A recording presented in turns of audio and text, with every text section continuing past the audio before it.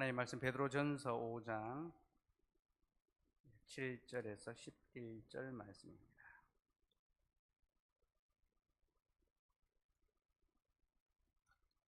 베드로전서 5장 7절에서 11절 말씀 같이 우리 한 목소리로 함께 읽겠습니다. 시작. 너희 염려를 다 주께 맡기라. 이는 그가 너희를 돌보심이라. 근신하라, 깨어라. 너희 대적 마귀가 우는 사자같이 두루 다니며 삼킬 자를 찾나니 너희는 믿음을 굳건하게 하여 그를 대적하라. 이는 세상에 있는 너희 형제들도 동일한 고난을 당하는 줄을 알미라. 모든 은혜의 하나님 곧 그리스도 안에서 너희를 부르사 자기의 영원한 영광에 들어가게 하시니가 잠깐 고난을 당한 너희를 친히 온전하게 하시며 굳건하게 하시며 강하게 하시며 털을 견고하게 하시리라. 권능이 그에게 있을지어다. 아멘. 지난주에 뱀의 공격에 관한 말씀을 나눴습니다. 사단은 뱀의 모습으로 끊임없이 우리를 위협하고 공격한다 했습니다. 성경은 두 가지 종류로 그의 공격을 우리에게 가르쳐줍니다. 첫째는 나하시라는 매우 친근하고 친밀하게 다가와서 우리를 미혹하고 유혹하는 뱀이죠. 그죠? 창세기 3장에 나왔던 여자를 유혹했던 그 뱀이 바로 나하시입니다. 그리고 탄닌이라고 거대한 힘을 갖고 그 힘으로 우리를 위협하고 압제하는 뱀이 있습니다. 창세기 1장 21절에 하나님이 바다 괴물을 만들 때 탄닌, 뱀입니다. 세상은 때로는 유혹의 목소리로 우리를 흔들고 또 때로는 거대한 힘과 폭력으로 우리를 괴롭힙니다. 그렇게 우리는 뱀들의 공격에 둘러싸여 살아갑니다. 이번 한 주간도 여러분 뱀이 득실득실한 세상 가운데 살아가셨을 겁니다. 때로는 나하시로 미끄러지듯 우리의 마음속에 유혹으로 찾아오는 공격이 있었을 것이고 때로는 거부하기 힘든 그런 어떤 힘을 갖고 우리를 억누르고 짓밟는 그런 공격을 받았을 것입니다. 여러분 뱀은 참 많습니다. 바로의 술객들 얌네와 얌브레가 지팡이를 던졌을 때 그 지팡이들이 뱀이 되었습니다. 온 세상에는 온통 독사들이 가득하고 그 독사들은 호시탐탐 우리를 삼킬 기회를 엿보고 있습니다. 근데 여러분 하나님께서 무엇으로 우리를 위로하십니까? 사단의 권세가 아무리 강하다 하더라도 우리 하나님께서 더욱 강한 손과 편팔로 우리를 지키시고 보호하신다는 거죠. 그래서 우리와 함께 하시고 우리를 돌보시고 보호하신다는 겁니다. 그래서 베드로 사도는요, 우리 대적 마귀가 우는 사자같이 두루다니며 삼킬 자, 뱀은 삼킵니다. 그렇죠? 삼킬 자를 찾고 있는데 7절에 보니까 너희 염려를 다 주께 맡기라. 이는 그가 너희를 돌보심이라. 우리를 삼키기 위하여 입을 벌리고 있는 독사들이 곳곳에 가득하지만 그러나 우리가 두려워하지 않을 것은 주께서 우리를 돌보시고 계시기 때문이죠. 여러분 직장에, 가정에, 학교에, 여러분 주위에 독사들이 다 있을 겁니다. 나만 괴롭히고 나만 힘들게 하는. 제가 군생활 할 때에 제가 교회 다닌다는 걸 알고 저만 유독 괴롭히는 고참이 있더라고요. 괜히 교회 다닌다는 것 때문에 예수 믿는다는 것 때문에 더 핍박하고 어떻게 하는지 한번 보자라고 위협하는 그런 자들이 있더라고요. 또 어떤 고참들은 주일에 교회 안 가고 소대 생활 하도록 당근으로 또 매점에 데려가겠다고. 그 신병 때는 매점에 한번 데려가는 게 PX 한번 데려가는 게 엄청난 이 은혜거든요. 은혜, 왕의 은혜를 입는 거죠. 고참이 PX 데려가면 그 성은을 입는 겁니다. 그 주일에 예배 시간에 이등병들을 PX에 데려가는 거예요. 신앙을 가진 것 때문에 핍박을 당하기도 하고 또 신앙 때문에 손해를 보기도 하는 것, 그것이 우리의 삶의 일상이죠. 그로 인하여 우리는 두려워하고 염려하고 걱정하며 살아갑니다. 그러나 하나님께서 염려하지 마라, 내가 너희를 돌본다 약속해 주십니다. 그럼 여러분, 하나님께서 우리를 돌보실 때 어떤 방법을 통하여 우리를 돌보실까요? 여러분, 하나님 우리를 돌보실 때 그 돌보는 방식은요, 교회를 통하여 우리를 돌아보십니다. 전도서 4장 9절에서 12절 말씀.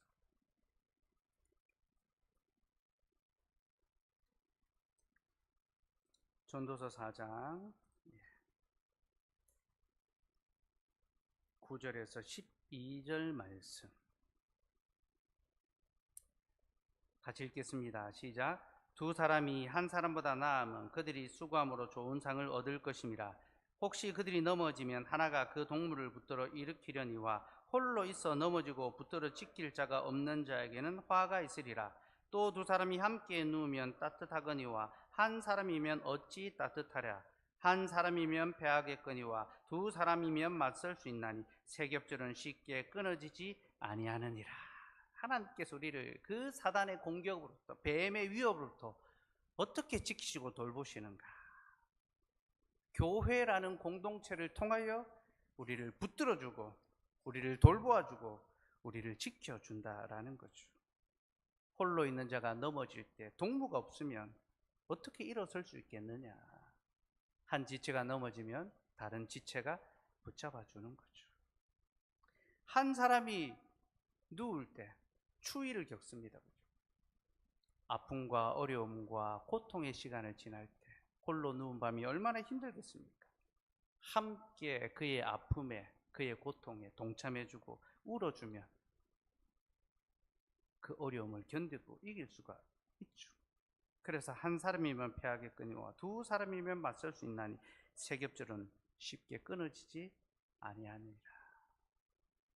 교회가 우리를 애워싸므로 돌보아주므로 대적이 우리를 우겨싸지만, 악한 사단이 우리를 우겨싸지만 하나님의 교회가, 성도가 우리를 돌보아주므로 우리가 그 모든 위협으로부터 보호받을 수 있다. 이것이 하나님이 일하시는 방식입니다. 그래서 오늘 교회를 통하여 성도를 보호하시는 세 겹줄, 세 가지 방법에 대해서 좀 말씀을 드리려고 합니다. 특별히 사무엘상 19장을 중심으로 좀 살펴보려고 하는데요. 왜 사무엘상 19장을 갑자기 이제 하느냐? 사무엘상 19장이 9월달 성경 읽기 1일 첫날 본문이었습니다. 그날 이 본문을 읽으면서 금요기도회 때 이 말씀을 함께 나눠야겠다 생각을 했습니다. 사무엘상 19장은 뱀의 공격을 받는 다윗이 나옵니다. 여기서 뱀은 사울입니다. 사울은 언약 백성 안에 있었습니다. 교회의 직분자였습니다. 그럼에도 불구하고 그가 사단의 하수인이 되어서 하나님의 기름 부음 받은 왕 다윗을 죽이려고 합니다. 여러분, 대적은, 뱀은 멀리 있지 않습니다. 사람의 원수가 집 안에 있다라고 했습니다. 예수님께서 베드로를 향하여 사단아 내 뒤로 물러서라라고 말씀하셨습니다. 여러분, 가장 가까이 있는 존재, 때로는 내 남편, 내 아내, 내 부모, 내 자녀가, 내 친구가 뱀이 될 수 있습니다.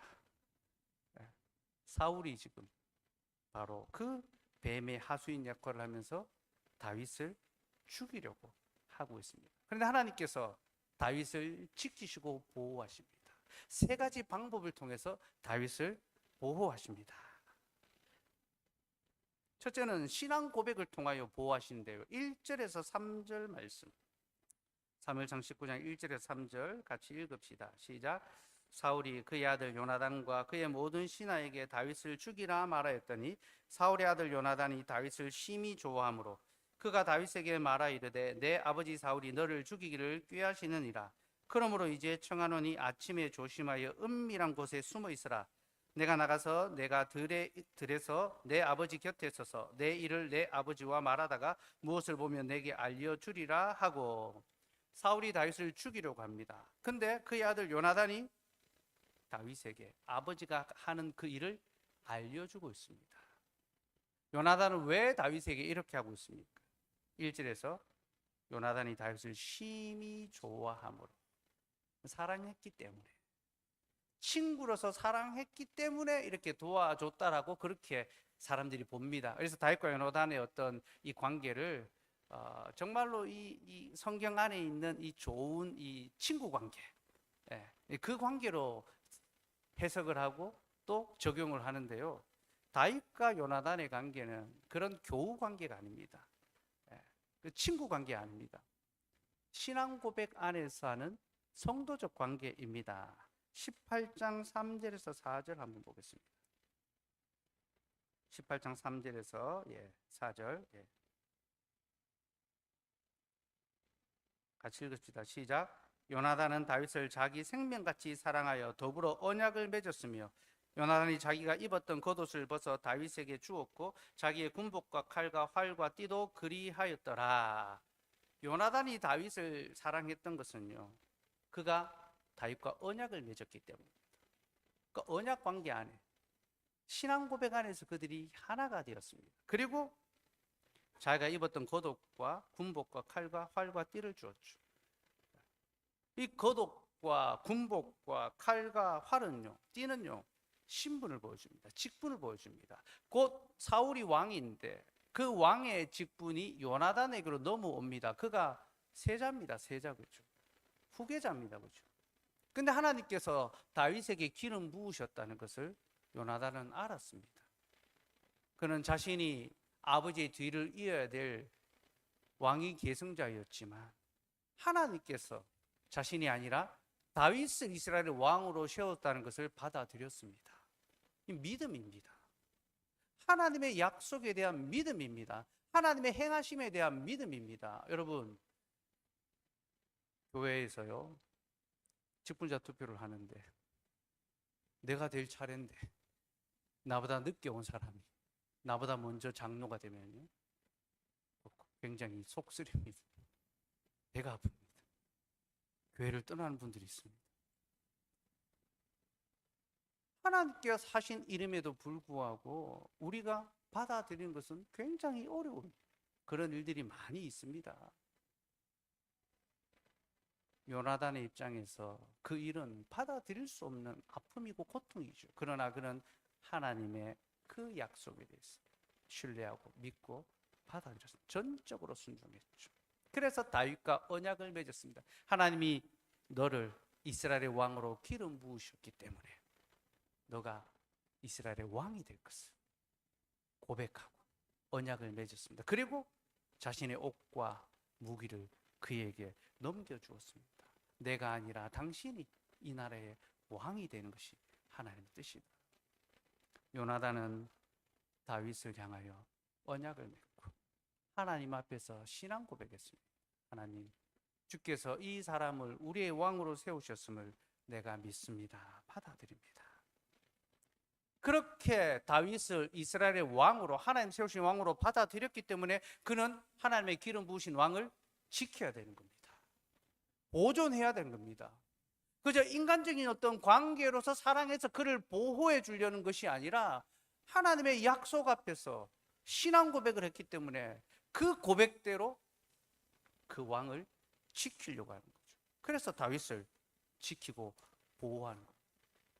사울이 다윗을 죽이려고 할 때에 하나님이 요나단을 통하여 그를 보호하셨습니다. 이것은 신앙 고백 안에서 우리가 고백한 것을 서로 지켜야 된다는 것을 우리에게 보여줍니다. 여러분, 우리는 서로를 지체로 받아들이겠다고 고백했습니다.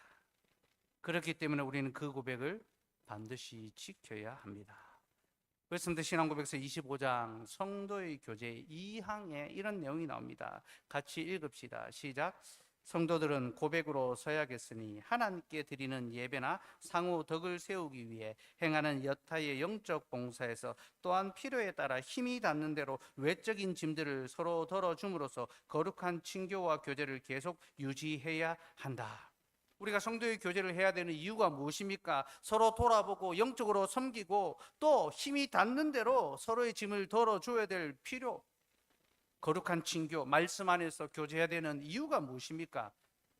고백으로 서야겠기 때문입니다. 여러분, 우리의 신앙 고백은요, 하나님 앞에서만의 고백이 아니라는 사실을 기억하시기 바랍니다. 우리의 고백은 하나님 앞과 많은 증인들 앞에서, 우리 구주 그리스도께서도 하나님 앞과 빌라도 앞에서 고백하셨습니다. 증언하셨습니다. 그리고 고백하신 대로 죽으셨습니다. 여러분, 우리가 신앙을 고백한다는 것은요, 하나님 앞에서의 충성서양만을 의미하는 것이 아닙니다. 우리는 하나님과 함께 이 고백에 증인된 자들, 곧 동일한 고백을 하는 자들과 함께 그들 앞에서 고백을 했고, 이것은 우리가 서로를 지체로, 가족으로 받아들인다라는 선언입니다. 여러분, 가족은요, 내가 결정하는 것이 아니라 결정되는 것입니다. 받아들이는 것입니다. 그렇죠? 그럼 우리가 만약에 결정한다면요, 선별한다면요, 새로 가족 관계가 다 해체될 겁니다. 새로 다, 이번 주일에 우리 아이들 다 차례대로 배열해 놓고요, 각 가정에서 선별해서 한번 데려가 보십시오. 가족은 하나님이 주신 대로 낳는 거죠. 곧 그 안에 때때로 어려움과 불편함과 가시덤불과 엉겅퀴가 생길 수 있습니다. 그러나 그럼에도 불구하고 우리는 고백으로 서야겠기 때문에, 가족으로 맺어졌기 때문에, 그러므로 하나님이 짝 주신 것을 사람이 나누지 못할지니라. 여러분, 부부관계만을 말하는 것이 아닙니다. 부부관계와 그 가족관계, 또 신앙 고백 관계, 이 모든 것이 우리는 고백 안에 연합되어 있고 서로 신앙으로 고백했기 때문에 그 고백을 지킬 수 있도록 서로를 지켜줄 수 있어야 합니다. 죄로부터, 세상으로부터 서로를 지켜줄 수 있도록 서로에게 요나단과 다윗이 되어야 돼요. 저는 여러분들을 지키기 위해 수고하고 여러분들은 저를 지키기 위하여 함께 또 수고해 가야 합니다. 두 번째 보호의 방편은요, 성도의 교제입니다. 11절 12절 말씀, 11절 12절 같이 읽읍시다. 시작. 사울이 전령들을 다윗의 집에 보내어 그를 지키다가 아침에 그를 죽이게 하려 한지라. 다윗의 아내 미갈이 다윗에게 말하 이르되 당신이 이 밤에 당신의 생명을 구하지 아니하면 내일은 죽임을 당하리다 하고, 미갈이 다윗을 창에서 달아내리매 그가 피하여 도망하니라. 사울이 이제 다윗의 이 집을 포위했습니다. 가택연금을 딱 하고 이제 아침이 되면 다윗을 잡아 죽이려고 딱 한 거죠. 그때 그의 아내 미갈, 이 미갈은 사울의 딸입니다. 그러니까 다윗은 사울의 사위. 근데 이 장인이 사위를 죽이려고 합니다. 그러자 그 딸이 자기 남편을 보호하기 위하여 다윗을 창에서 달아내려서 피하여 도망할 수 있도록 그 밤에 줄을 타고 내려가서 도망할 수 있도록 도와주었습니다. 우리는 이 장면은 그냥 부부간에 서로를 도우려고 지키려고 지금 이렇게 애를 쓰고 있구나라고 생각할 수 있습니다. 그렇게 볼 수도 있습니다. 여러분, 부부관계는 혈연적 관계가 아닌 언약적 관계 안에서 맺어집니다. 그리고 그 모든 부부관계는 교회 안에서의 관계를 보여주는 하나의 그림자고 예시입니다. 그러니까 가장 인간의 이 가까운 이 관계가 언약으로 맺어지잖아요. 그죠? 아무 관계 없던 사람이 결혼이라는 약속을 통하여 묶여집니다. 그렇게 묶여짐을 통하여 그때부터는 묶여진 그 상대에게 종속되고 예속되어 살아갑니다. 그죠? 그를 위하여, 그만 위하여 살아가게 되죠. 자유롭게 살지 못합니다. 그러니까 결혼이라는 것은요, 결혼이라는 약속에 자기를 묶는 겁니다. 여러분, 여기 미혼의 우리 성도님들, 결혼을 마냥 낭만적으로만 생각하지 마십시오. 묶는 겁니다. 묶는 거. 예. 그것은 하나님과 우리가 언약 안에서 함께 묶였다는 것을 보여주죠. 성도의 관계가 언약 안에 함께 묶였다는 것을 보여줍니다. 그래서 부부 관계는요, 성도의 교제의 출발선입니다. 재밌게도 성경 안에 이렇게 위험에 처한 지체를 창을 달아 내려서 도망하게 하는 일들이 몇 번 있습니다. 사도행전 9장 23절에서 25절 말씀.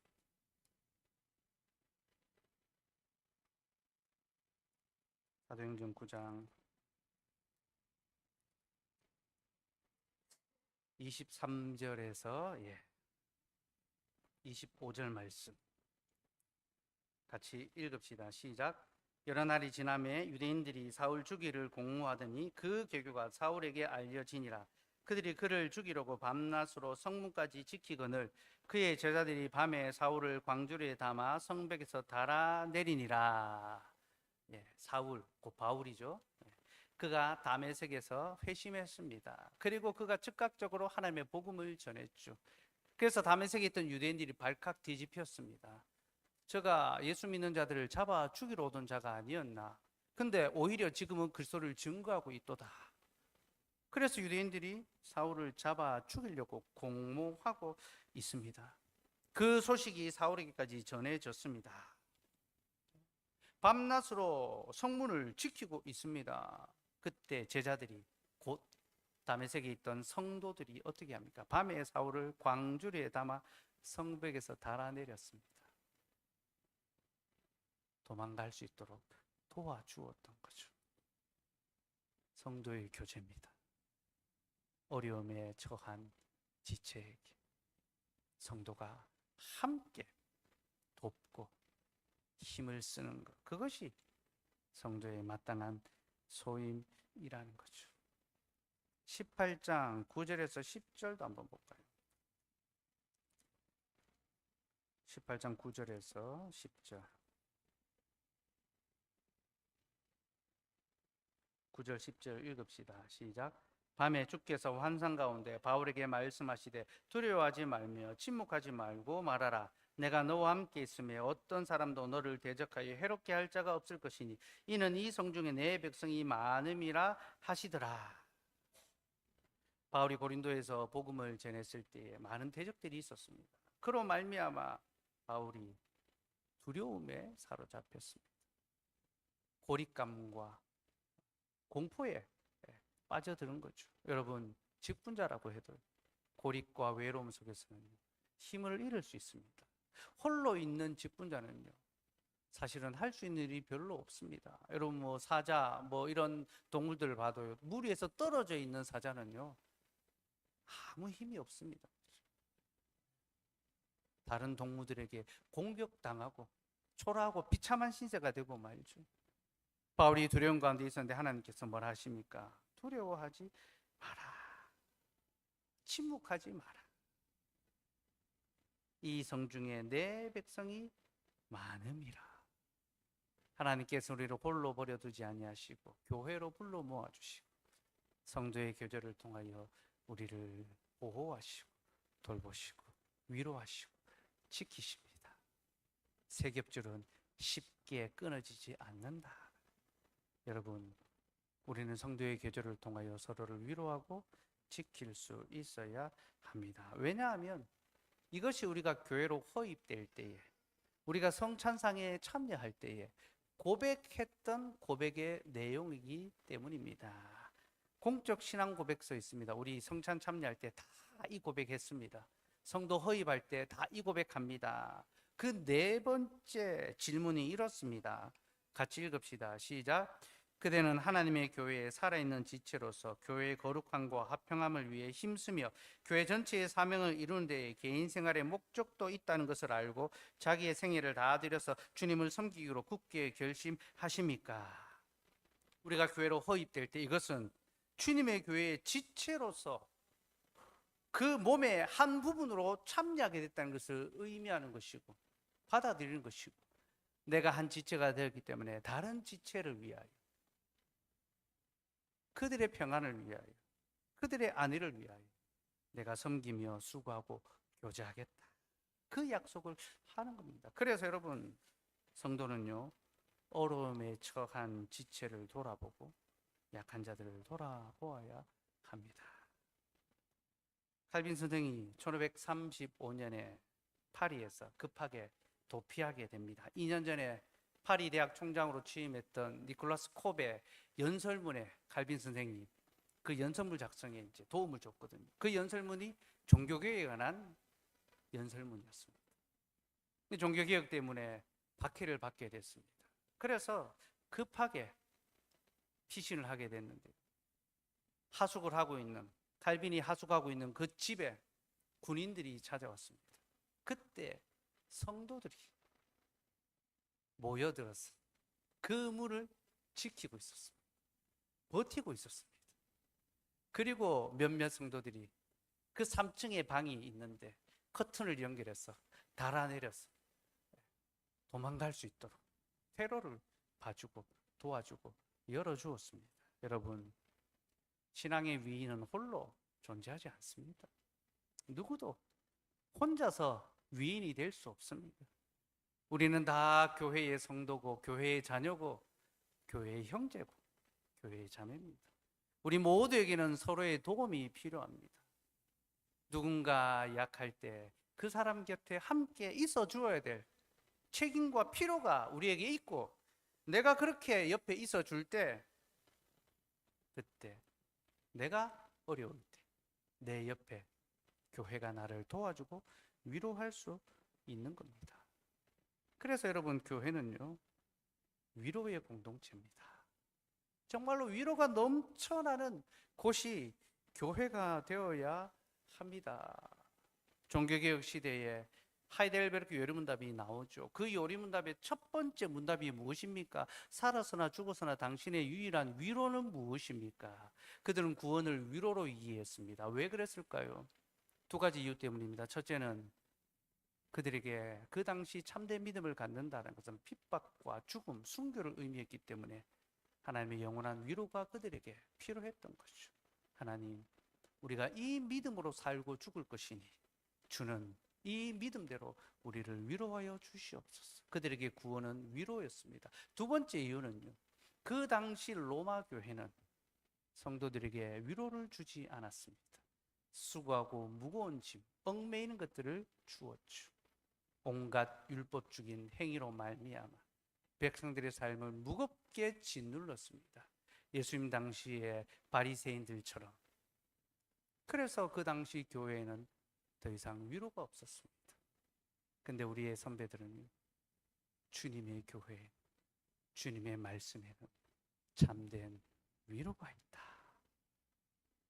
위로를 고백하고 위로를 전했습니다. 여러분, 우리의 복음은요, 위로의 복음입니다. 교회는 위로의 공동체입니다. 고린도서 1장 3절에서 4절 말씀 봅시다.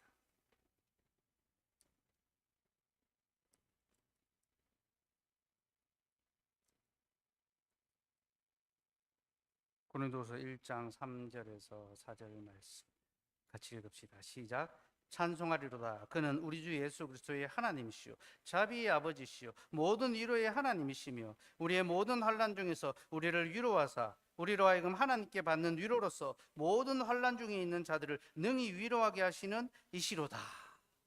사도 바울이 하나님을 어떻게 고백합니까? 그는 우리의 위로의 아버지시다. 위로의 하나님.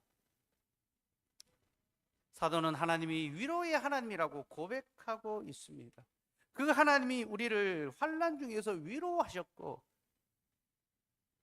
그가 우리를 위로하신 것은 우리를 통하여 환난 중에 있는 자들을 능히 위로하시기 위하여, 그 고린도 교회에 환난당하고 핍박당하는 성도들을 위로하기 위하여 하나님이 우리를 위로하셨다 고백하는 겁니다.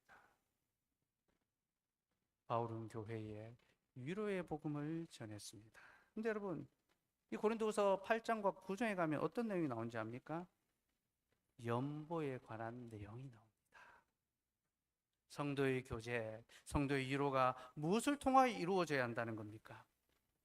성도들의 필요를 채워줄 수 있는 것, 약하고 연약한 자를 돌아보고 살필 수 있는 것, 그것이 주님이 주시는 참된 위로라는 겁니다. 여러분, 우리의 위로는 말로만 하는 것이 아닙니다.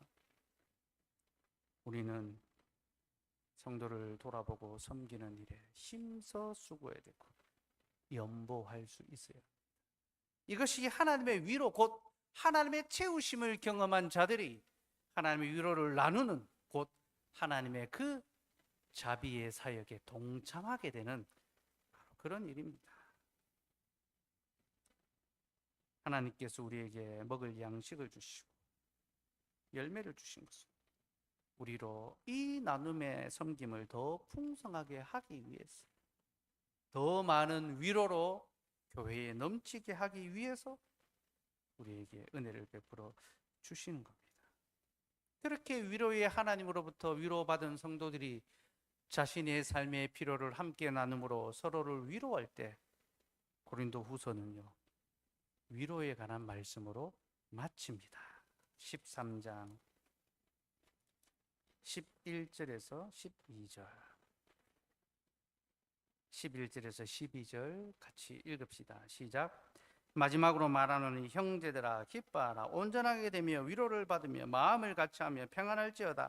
또 사랑과 평강의 하나님이 너희와 함께 계시리라. 거룩하게 입맞춤으로 서로 문안하라. 모든 성도가 너에게 문안하느니라. 사도는요, 고린도 교회를 향하여 그 편지의 시작도 위로로 시작하고 마지막으로 그 마침도 위로로 마치고 있습니다. 위로를 받으며 그렇게 하나님의 위로를 전한 후에 거룩한 입맞춤으로 서로 문안하라. 여러분, 거룩한 입맞춤으로 서로 문안하는 것이 무엇입니까? 서로 인사하는 거죠. 서로의 삶의 형편을 돌아보고 서로 문안하고 서로 위로하고 서로 돕는 것, 그것이 너희의 위로가 더욱 넘치게 하는 것이다. 그렇게 서로 문안 인사할 때 하나님께서 그런 자들에게 문안 인사를 건네십니다. 그들에게 문안 인사를 건넵니다. 13절 읽읍시다. 시작. 주 예수 그리스도의 은혜와 하나님의 사랑과 성령의 교통하심이 너희 무리와 함께 있을지어다. 강복 선언이죠. 하나님의 문안 인사가 누구를 향합니까? 하나님의 위로 가운데 그 위로를 서로에게 나누기 위하여 문안 인사하는 자들에게 우리 하나님께서 문안하십니다. 곧 성도의 교제는요, 삼위 하나님의 교제 안으로 들어가는 것, 그 교제를 누리는 것, 또 그 교제를 우리 안에 풍성하게 드러내고 나타내는 것, 그 교제를 우리가 서로 나누며 살아갈 수 있게 하는 것. 여러분, 우리가 더 잘 문안합시다. 예배가 끝나고 그저 인사하는 것으로, 눈 인사하는 것으로, 악수하는 것으로 끝나는 것이 아니라 정말로 서로의 삶에 대해서 문안할 수 있는 그런 관계, 그런 교제, 이것이 성도의 교제입니다. 여러분, 세상 사는 이야기, 이런 이야기 하는 것이 성도의 교제가 아니라 들은 말씀으로 서로 위로, 환난과 고난과 질병과 어려움 중에 있는 성도들을 진심으로 돌아보고 그들에게 문안 찾아갈 수 있는 것, 그것이 진정한 성도의 교제입니다. 세 번째 줄, 보호의 세 겹줄, 세 번째는요, 말씀의 보호입니다. 다시 사무엘상 19장으로 돌아갑시다.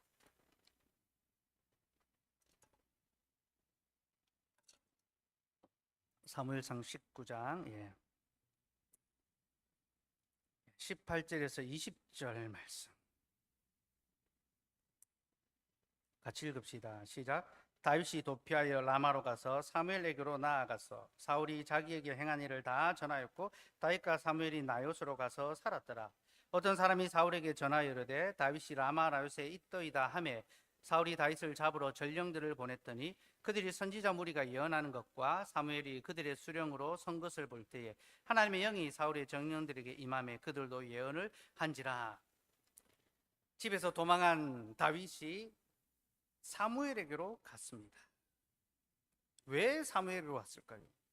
그럼 사무엘은 대제사장이고 선지자였습니다. 네, 여러분, 이스라엘 백성들에게서 대제사장이 있는 곳은 도피성입니다. 곧 실수로 죄를 지은 자가 대제사장이 있는 곳으로 피하면요, 그는 대제사장의 보호를 받게 됩니다. 건드릴 수가 없습니다. 다윗은 자신이 더 이상 피할 곳이 없었을 때 말씀의 직분자에게로 피했습니다. 이는 곧 하나님의 말씀으로 피신했다는 것을 보여주죠. 그리고 하나님께서는 자신의 말씀의 약속을 따라 그를 지켜주셨습니다. 다윗의 이 행보는요, 환난 당하는 자들, 고난과 어려움 중에 있는 모든 신자들이 어디로 가야 하는지를 보여주는 표지판입니다. 지침서입니다. 여러분, 누구든지 환난과 고난과 어려움을 당한 자는 하나님의 약속의 말씀으로 피해야 합니다. 나를 도와줄 수 있는 사람, 나를 잘 이해해 줄 수 있는 그런 사람, 힘이 있는 사람, 세상의 방법들로 피하는 것이 아니라 혹은 내 마음을 풀어줄 수 있는 다른 어떤 즐길거리로. 여러분, 사람이요, 일탈하는 이유는요, 마음이 너무 때로는 힘들어서 그냥 이 괴로움을 잊으려고 일탈하는 경우들이 있습니다. 그러나 여러분, 삶의 어려움과 마음의 낙심과 공고함에 이르렀을 때 우리가 어디로 피해야 됩니까? 우리를 정말로 보호하고 도와주고 지켜줄 수 있는 곳으로 피해야 되죠, 그죠? 잠시의 즐거움과 잠시의 도움이 있는 곳이 아니라 영원한 즐거움과 안전과 위로가 있는 곳으로 피해야 되죠. 바로 하나님의 약속의 말씀입니다. 사랑하는 여러분, 말씀의 그늘 아래로 피하는 자는 반드시 말씀의 보호와 위로를 얻게 될 것입니다. 다시 베드로전서 5장으로 한번 돌아갈까요?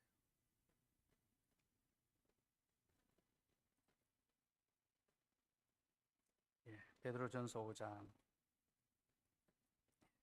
우리가 7절에서 11절 말씀을 읽었는데요, 너희 염려를 다 주께 맡기라 라고 했는데요, 이 5장의 맥락이 있습니다.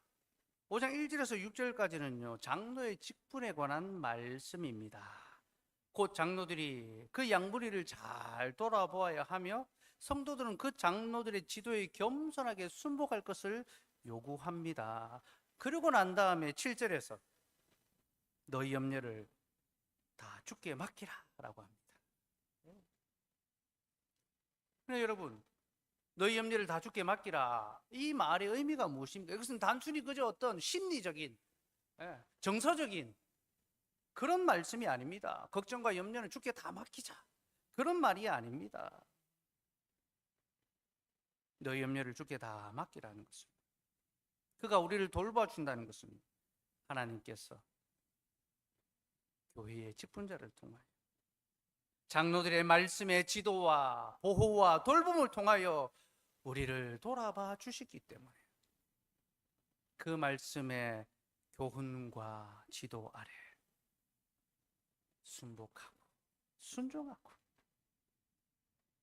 순간순간마다 우리 속에 찾아오는 걱정과 염려와 불안과 부정적인 생각들과 온갖 세속적이며 불신앙적인 그 생각들을 다 내려놓고 믿음의 삶을 살아가라는 것입니다.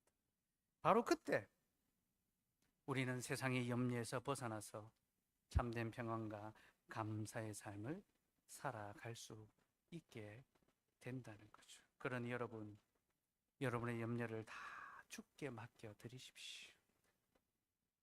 곧 하나님께서 매주일마다 말씀으로 우리를 찾아와 주시고 또 때때로 말씀의 직분자를 통하여 우리의 삶에 교훈하고 교정하고 돌아보고 위로할 때 그 말씀을 기쁨으로 감사로 받아들이고 순복하고 우리 속에 온갖 부정적인 생각들과 불안하고 염려하고 걱정되는 생각들을 다 내려놓고